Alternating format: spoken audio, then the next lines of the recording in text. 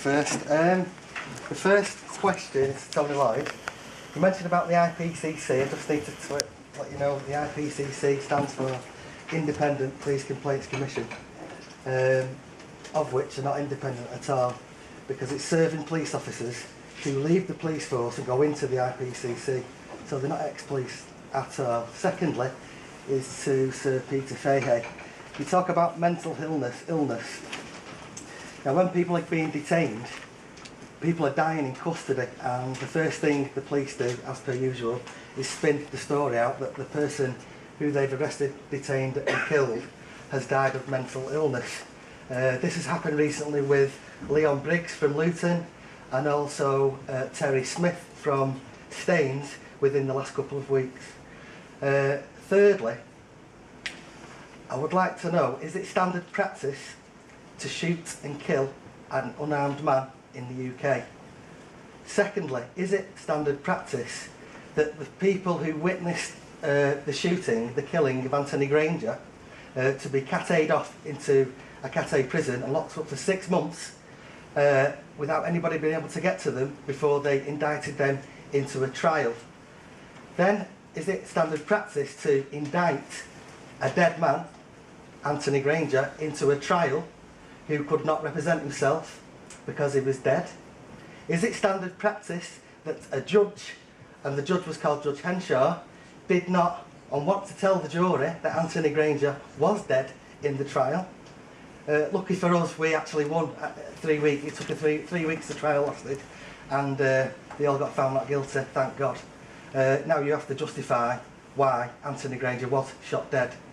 Is it standard practice for the South Yorkshire Police to raid my daughter's house last year?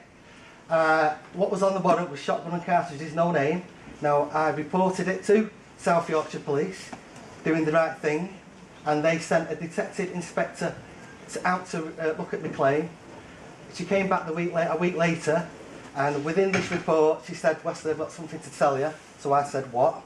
She said, "What it was, I was looking through your paperwork last night, and it was me who executed the warrant on your daughter's property." Okay. All right, Wesley. Thank you. I mean, the issue about deaths in custody, you mentioned a couple of cases there that certainly are outside the Greater Manchester police area. It is still the issue, and I've been very clear about this, that if police have got wrongdoing, have committed wrongdoing, then absolutely we need to be held to account. But the fact is that there are a lot of people who are suffering from mental illness, who are taken to police custody centres as a place of safety. We think that is totally inappropriate. The Police Federation has asked for the law to be changed, so the police station is no longer a place of safety.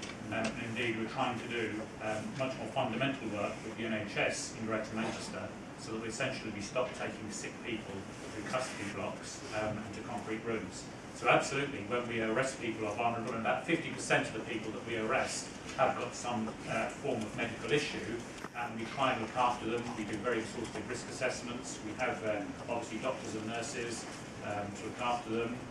We often spend a lot of time having to take them to A&E for various procedures. We essentially think that is inappropriate, and therefore we are trying to do work with the NHS to come up with a very different system. So absolutely, the responsibility on us is to try and look after them and provide best care, and try and obviously discover what is their medical issue and to try and make sure that they're properly being looked after. But it comes back to the fact that there are a lot of people who should not be coming into police custody, and that is why, as I say, with the Police and Crime Commissioner's help, we're working so hard to try and find a long-term solution to that. On the issue of shootings, I cannot comment on the case involving Anthony Grainger. That has now been investigated for 18 months. We are just as frustrated as the family are as to why that's taken so long and why there is still not a decision, and also what we probably know from past experience, how long it will take to get a final resolution to that case. That is why we welcome that the IPCC is going to be strengthened by the Home Secretary, but actually we also think that needs to be supplemented by a local ombudsman as well. In terms of decisions about who gets indicted and how a trial is conducted, that is a matter of the Crown Prosecution Service and by the No, yeah, but has that any... and the judge. Sorry, Peter, just one sec. Has that ever happened in this country before? I don't know, Wesley. I don't know. Well, can somebody just give me an answer to... I don't know. The decision for anybody to No, make- I know, but just what... Wesley, please. I know, but my point was, my first question was to Tony Lloyd, actually, but Well, Sir Peter Fayh stood up. you That's get fair that- enough, but Wesley, please. what I need to know... And I Wesley, you're getting your answers. No, I'm not getting the answers, because he's Well- telling me he doesn't know. Well- Has anybody heard, in this room, has anybody heard of the Crown Prosecution indicting a dead man into a trial who cannot represent Wesley, himself? if you're going to carry on like this, That's all I'm saying. to sit down and that's it. I'm not going to sit down. Well, then... No, I'm going to carry on, that's fine. Other people want to ask questions, please, as well. That's fine. With respect.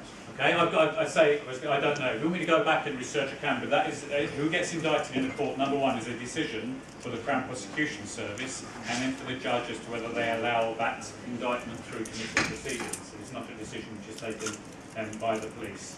As you know, the whole case is being investigated by the IPCC. We are not allowed to make any comment about it. We just wish the matter could be concluded for the benefit of everybody. I can't comment on a case involving South Yorkshire Police again.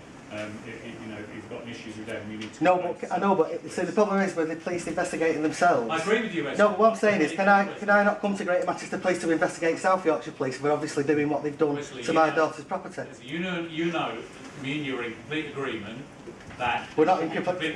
Sir Peter Fayh, listen, my cousin was shot dead, so I'm not in agreement with you at all. I'm not in agreement with any of you. Wesley, we are in agreement on the point that there should be a completely independent investigation of police complaints. The police service has called that for a long time. And Wesley, you asked me specifically about the Independent Police Complaints Commission, and I have expressed my own personal dissatisfaction about its functions to the Home Secretary and to the IPCC itself. I have long believed that we need to bring in independence into the police complaints process, so that the charge that it's the police investigation the police doesn't apply. That's important, not just what the people need to know in this room is that the IPCC have no powers over the police at all, because do me the favour of allowing me to answer your Greater Manchester Police control the IPCC in the Greater Manchester area. They control the IPCC. Now, I can prove it. Mark Duggan was shot dead, and the police did not have to give any evidence to the IPCC because they refused to give evidence. So that means So you're going to hog up the whole the IPC... Listen, my cousin was shot dead, so who are you? Now, that's fair enough. End of this now, Wesley. Yeah. Moving on. The main problem is, though, because Wesley, Tony please. Lloyd said to me to vote me in and I will help you in any way you can, and he has been nowhere near my family at all. Thank you, Wesley. Right.